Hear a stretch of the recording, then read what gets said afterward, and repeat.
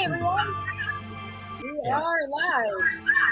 We want to turn this on. So, welcome to our dailywearformedicine.com is our website. My name is Jennifer Niemeyer, and we'd like to welcome you tonight. Ramana Anamraju, it's my pleasure to him. He is the author, teacher, guidance, and enthusiast of our book, Science is Not a Subject, Science Must Be a Lifestyle. And it is a collection of 3-minute reads of very incredible from history that have to do with math and science and incorporates into the healthcare field. So Ramana's background, having a master's in physics and then studied engineering and computer science, puts him in an incredible spot to know a lot about health and science and quantum physicists and all of that information, which is very exciting. And we have a specialist tonight, and I will let Ramana take over and introduce her. But again, I want to let you know that our website, dailywearformedicine.com, and about our book, Science is Not a Subject, Science Must Be a Lifestyle. So, Ramana? Thank you, Jennifer. I'm going to start a somber moment a little bit in a 1 minute silence I'm going to talk about my eldest brother. He passed away yesterday. And just 30 seconds of silence, 1 minute of silence, I want to do for him on his behalf. He played an important role in my life. And I wanted to do some 1 minute of silence, if you don't mind.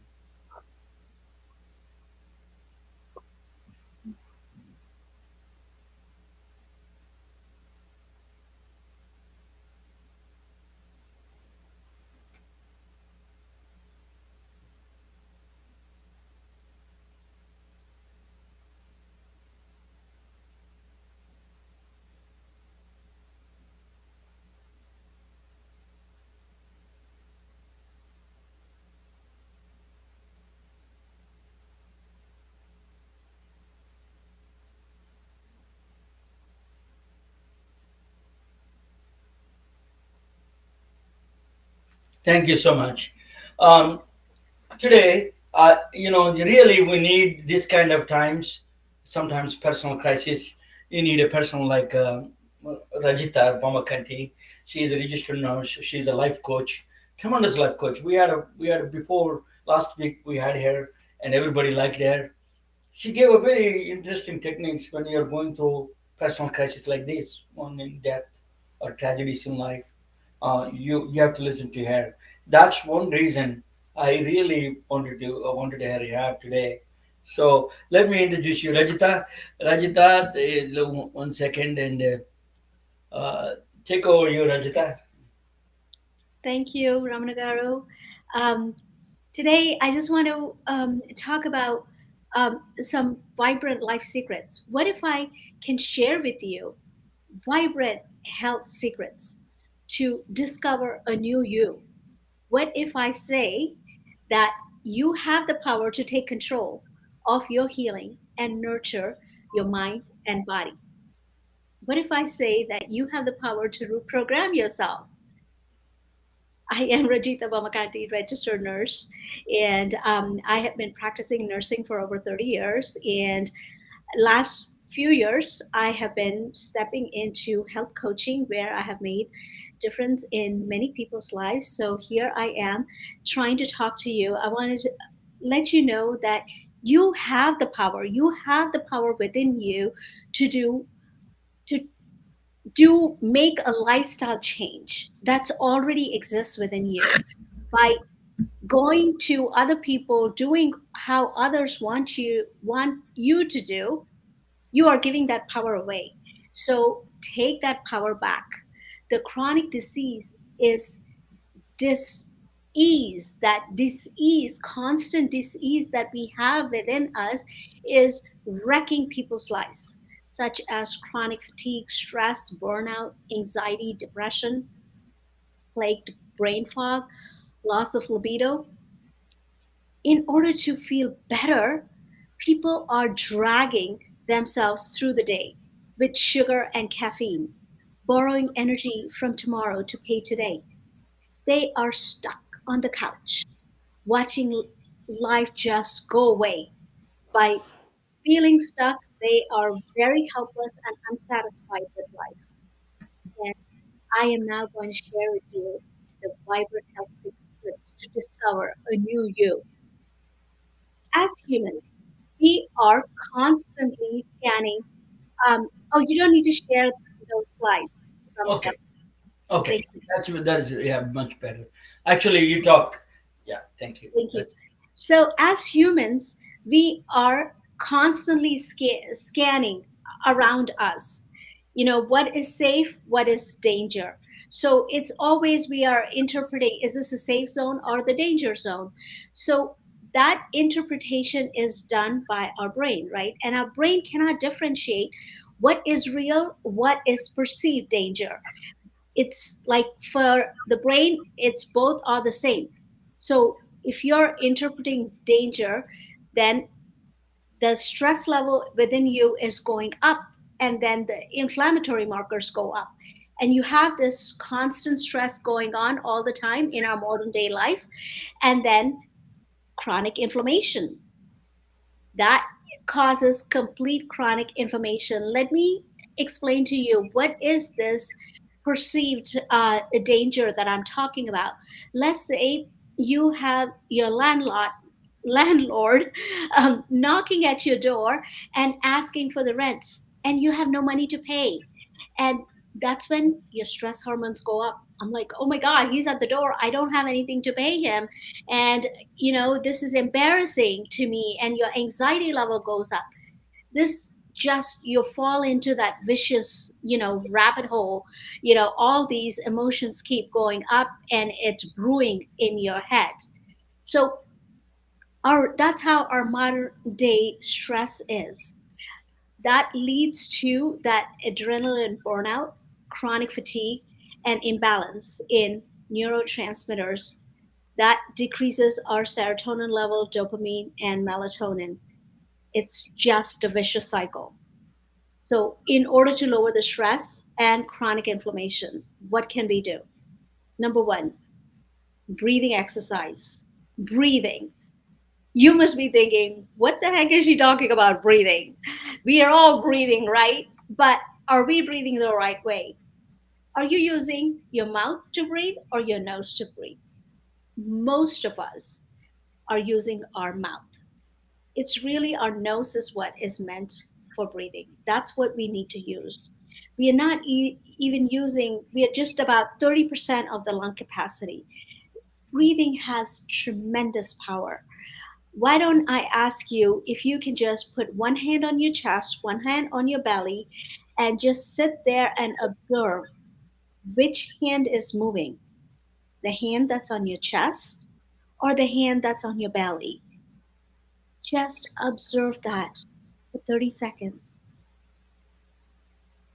And now let me tell you, if your chest is moving, that means that's a stress breath.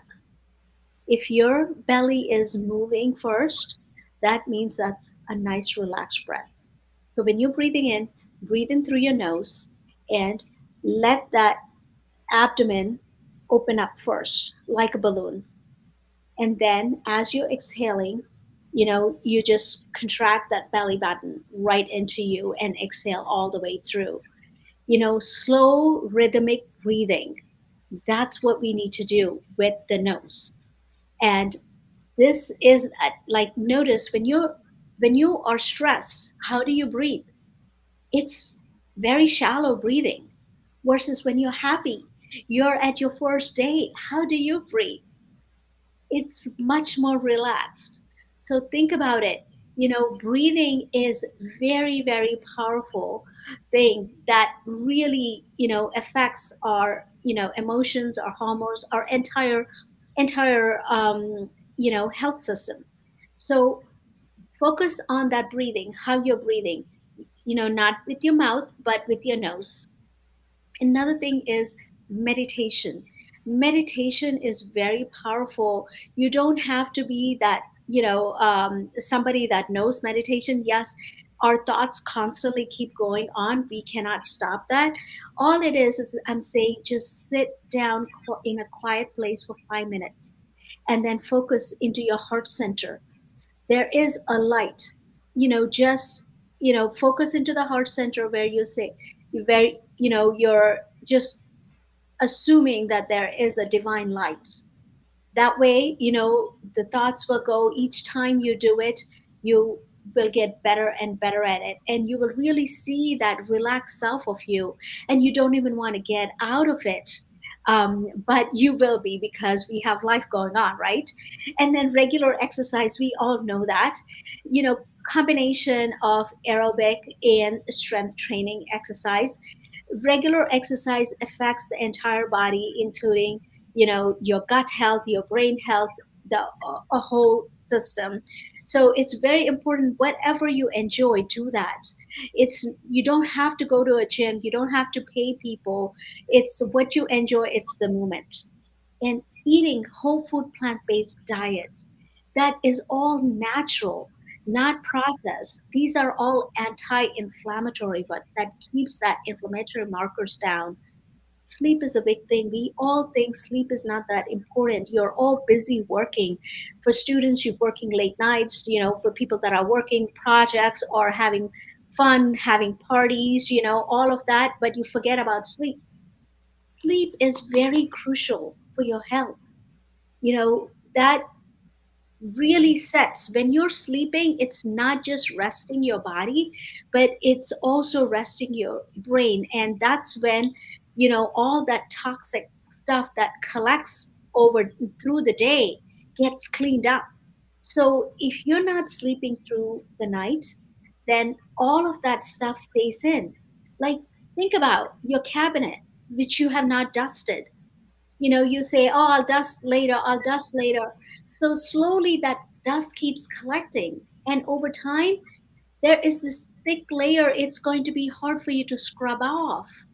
So sleep, and enjoy that beauty sleep. Take that brain to the spa and enjoy your sleep. Another thing is, accept people the way they are. Try not to change them. What do I mean by that? Let's say somebody does something that you don't like. You'll be like, oh, I don't like what they did, how they did it. I wish they did it this way. Versus when somebody did something that you really like, you're very happy. So, how many people are you going to go around and fix them the way you want them to be so that you can be happy? Think about that for a second. Why not? Everybody is different. Accept people the way they are, and then just move on. That way, you know, you're not going to be stressed out about what other people are doing. You cannot change the whole world. You just have to accept them the way they are and love them. That brings me to forgiveness. What is forgiveness? You know, people do things knowingly, unknowingly. We do things knowingly, unknowingly. So, but it's the awareness. When you know they did something wrong, instead of saying, I am never ever going to forgive them for the rest of their life. When you do that, what is that you're doing? You are really hurting yourself inside, because you never forget that. You're constantly remembering, and that's what brewing on inside of you. Again, stress builds up. Whatever the other person did and walked away, they forgot about it. But you didn't forget. So just forgive people. Let go. By doing that, you're only helping yourself. Another way to do that is expressive writing. Just take a piece of paper at the end of the day or middle of the day, whenever you have a lot of thoughts going on. Instead of going and complaining, constant that complaining, it sits in your head. It's like engraving that happens. So don't complain to other people, but instead complain on that piece of paper. Write everything that comes to you, and then tear it apart and throw it. That way, you're disconnecting your emotions with that, whatever that incident was. Sometimes you might have to do that more than once. So that's fine. By doing that, you are really getting to that ground level of accepting people the way they are and forgiving. and also accepting love from others and spreading love to others.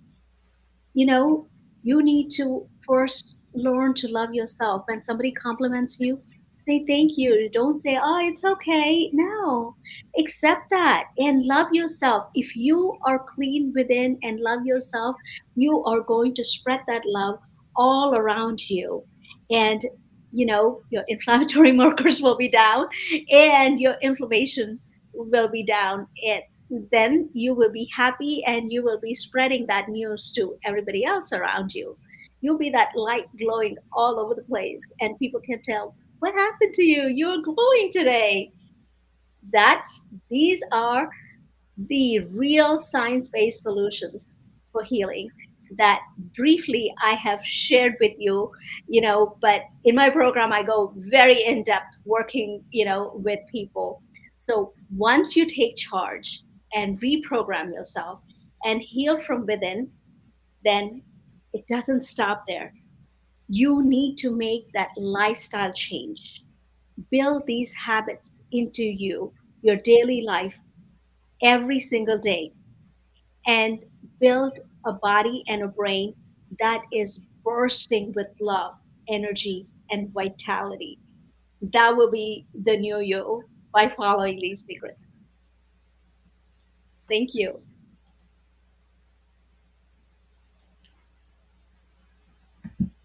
That was so wonderful. Thank you very, very, very much. Absolutely, truly appreciate it. And everyone needs that. Incredible, especially this time in our lives and been going on in the news and all just life in general over the last 2.5 years. So thank you very much. Ramona, I'll let you go ahead and Yeah. Uh, Thank you, Jennifer and Rajita. You're wonderful. Really needed that kind of a really coaching is really needed at this time of my life and it's personally, and rest of the audience also must be. Um, this is a this is related to somewhat that what she was talking about. Rajita was talking about fractal medicine. It looks very indifferent in the title fractal medicine. What is that? But actually, more you know about it, you will be fascinated by that. And I'm going to show you a brief introductory, brief video on this. What is a fractal medicine is? I'm going to introduce you the fractal medicine concept here, and you're more than that. Let me bring that to you. Um,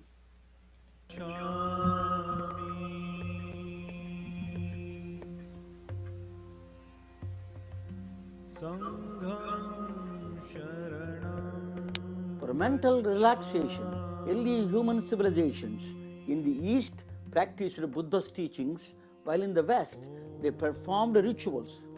One place they mastered the consciousness through meditation, and other place they altered consciousness through psychedelics.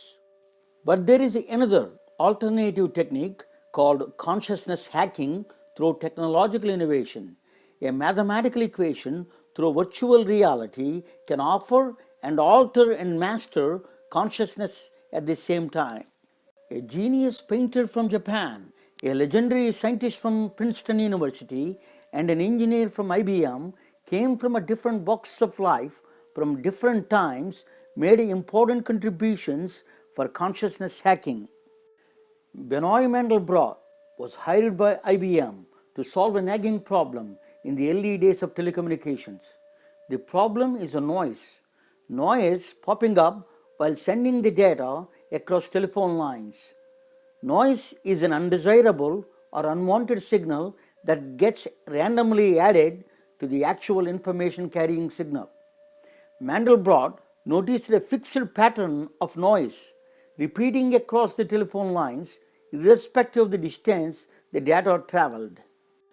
Mandelbrot recollected seeing a similar idea before, a picture of a giant wave on a children's spiral notebook. The picture is the original painting from 18th century well-known Japanese artist Katsushika Hokusai. It is called the Great Wave of Kanagawa. Look at any part of the great wave, it looks very similar to the whole wave. The whole contains the parts It looks counterintuitive, but the pot also contained the whole. Their artistic expression gave rise to a new concept in mathematics called fractals. Mandelbrot discovered nature's fundamental unit repeated through a geometrical pattern. The same geometrical pattern is present everywhere in the clouds, seashores, trees, and even in the human bodies. The nervous system looks very similar to that of a lightning. The EKG of the heart signal is strikingly similar to that of a noise signal in telephone wires. If you further zoom in into the signal, the strange looking pattern emerges.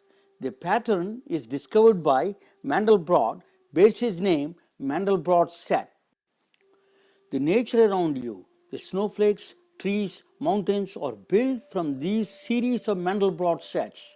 We can also observe Mandelbrot sets at the beginning of life in a woman's womb.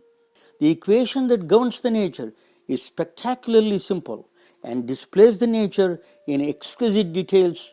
Before the public understood the power of the Mandelbrot sets, Hollywood jumped in. The Star Trek movies with the fractals put the movie watchers in a trance. There is a different kind of a trance was described by an American botanist, a former New Age hippie, Terence McKenna. He frequently experimented with a psychedelic brew called ayahuasca. He chronicled his experiences through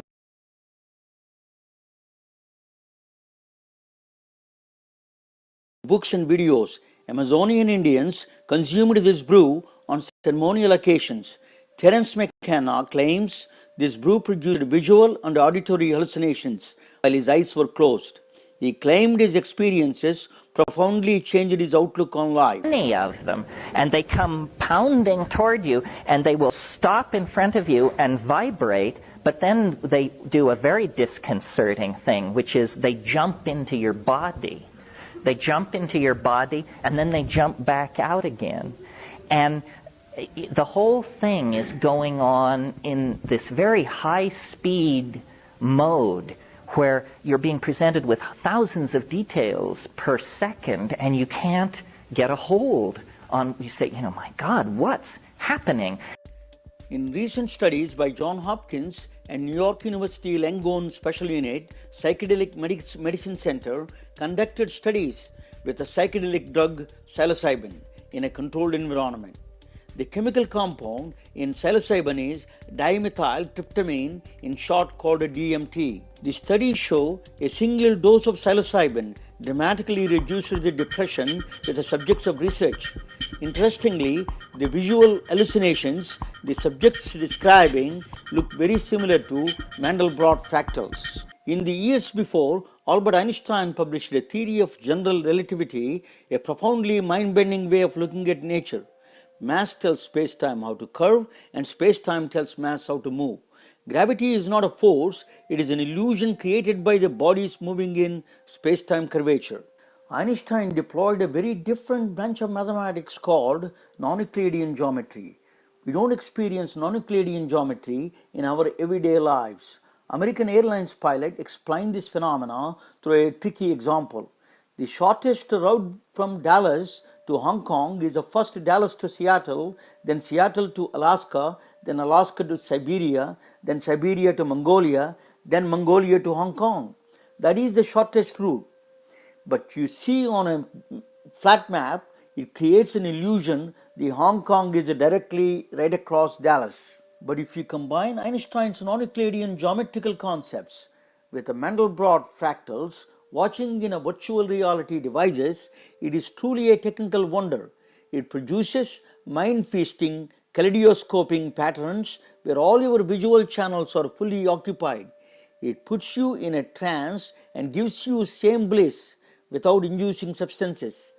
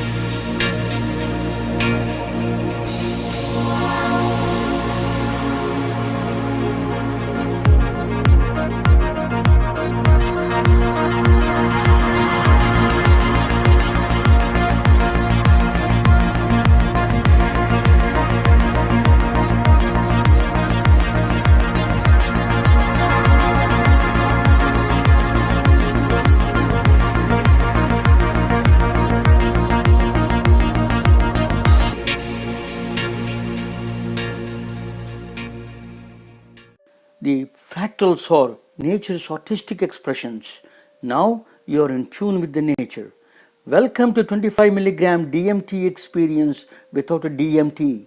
Consciousness hacking through technology is a mass mental relaxation technique for modern humans. Thank you for watching.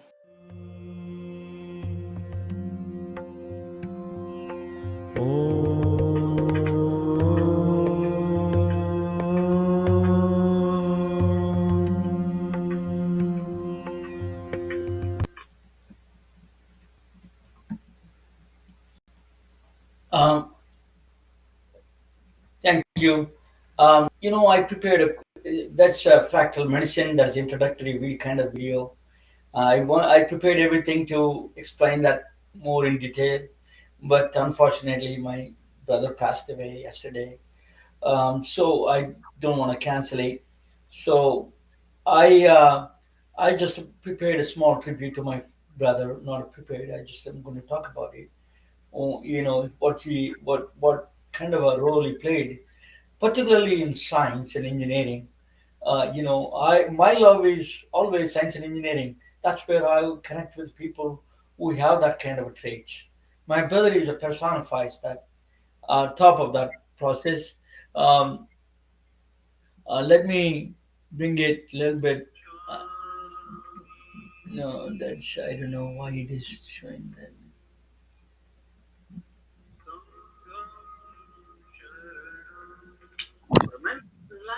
So I'm just sorry. Like, okay. Sorry. So anyway, I'm going to talk about my brother a little bit. I was mentioning about it. Um, just a minute and give me 1 second. I'm trying to bring my brother. He spent most of his life in Canada, um, and all his accomplishments are stellar. You know, uh, uh, that that is my brother. In memory of him, I want to talk with you about what he did in his life. His name is Rao, and it's just Rao. His long last name, like complicated names, like from India, Andhra Pradesh. Um, he was, death may be tragedy, but life is not. He was a gold medal winner in his academic life. He earned a bachelor's degree in electrical engineering from Andhra University, Vajak, where I went to school. I did my master's in physics, uh, and master's from University of Toronto, Canada. Came to Canada when he was 24 years old. He came to Canada, and then he finished his master's there. We are from a rural, remote village. I always talk about it. In a place called a town called village called remote village called Palakoderu in southern India. The village has no, it had no electricity, no running water, non-existent healthcare system. Um, for us, the village, for us, our family, and for the village, my brother was the definition of education. My father was genuinely proud of his educational accomplishments. In fact, I have a fond memories of my brother's visits to back home when I was going to primary school. From his schools, universities, while he was doing engineering and bachelor's and master's. One summer, we got a logarithmic engineering slider rule. I was fascinated by that, and I brought some of my friends to see. That is like an immense pride for me in showing that to my friends. The one summer, he brought a own designed radio, small radio, from to my village. Believe me or not, at that time we had a one radio in my village, one radios. The people that they press the head of the village, and there's no other radios. He designed a radio, and then from his university and brought it to our place. And first time we heard, it is a nothing but sort of celebration for us. The voice coming from a shoebox. He designed in a shoebox. It's not just a design. It looks like a shoebox. It is a literally shoebox. You put all these things, transmitters, everything there. It looks, I thought, is a rocket science to me at the time. And then, all my friends, it was all the village people gathered to listen to the radio. That was so he came to Canada. He was the forefront of the energy sector in the Canada. He was part of the design team for the Condu nuclear reactors. Condu is the natural uranium reactors. United States, we have reactors, nuclear reactors are enriched uranium. It's a huge process. It is a very complicated process, very expensive. And then Oak Ridge National Laboratories that they do enrich uranium. Um, so, which works on a natural uranium is the Kondo reactors are natural uranium reactor. He was one of the prime designers, one of the designers for the Kondo reactor design team. So he is working for a company. Then with that nuclear reactor so popular in the world because the natural uranium, you don't need to process it. Processing is very complicated. So he was traveling to. He went to South Korea. He was there for 10 years. He was in Romania for a few years. So he spent a lot of time in these countries to develop the nuclear reactors in those countries. Canada, he was one of the. Then he spent several years abroad. Then he came back to Canada, and then he started. He was inspired to create a power plant, not a nuclear power plant, just a small cogeneration power plant. They call 25 megawatts, small. It can supply to my village, maybe two villages around there, 10 villages, maybe two, three villages around that area. They can supply the electricity. So my brother wanted to. So when he was there, I saw an article there saying that Canadian government wants to give us the funding for the study of the feasibility study to see if there are anything there possible that nuclear energy, not a nuclear energy, regular energies, cogeneration power plants. It's 25 megawatt, very small, low level power plants. So he went, he had all the exposure to the world. He traveled around the world. He could have picked up any place he wanted to. He picked up my village. That was kind of emotion to me. He first he was reluctant to deal with the governments, bureaucracies, and then I just pushed him a little bit. I was a business guy in Atlanta, so I pushed him. You have to do it. It's just you could be. So, but he was reluctant. He was around in the politics. He was reluctant to bribe Indian. So anyway, Canadian government gave him a grant, $1 million grant, and he took a lot of people from Canada to my village, to show. And then there's a paper mill there, Delta Paper Mills in my hometown. People built it, so he wanted to supply power to them. Everything is done, but as you know, India is at the time developing. Still, is in the process in the villages. Is the lot of corruption, political corruption is highest at that time. So they were, you cannot do legally, you cannot do the any, or he was like is particularly he's so honest. He's a true engineer. He was reluctant to do bribe any corrupt politicians. So they dropped the project off. They didn't sanction the project. Think about that. This is truly should they should know. They should be ashamed of this thing. Why they did not proceed for that. Now the people are suffering. They didn't have electricity. They didn't have energy. They shut down for 4, 7, 8 hours a day at that during those times, and they did not sanction his power plant. But he came back to Canada. Then he was involved in the forefront of another challenging engineering is called nuclear fission. Nuclear fusion. The regular nuclear reactors are fission. It means you split the atom and then produce the energy E is equal to mc square. That's the energy comes out, and then you that with that energy you boil the water and you run the turbine with the boil with the steam. You run the turbine. Basically, you have to boil the water, run the turbine, and that produce electricity. That's what it is. You have to the energy required to produce electricity is the nuclear energy. There's some we use a coal, we use hydropower in Niagara Falls. So those kind of things you can do. But the nuclear is a nuclear fission is like a splitting the atom. It's kind of a sometimes is people thought is unsafe.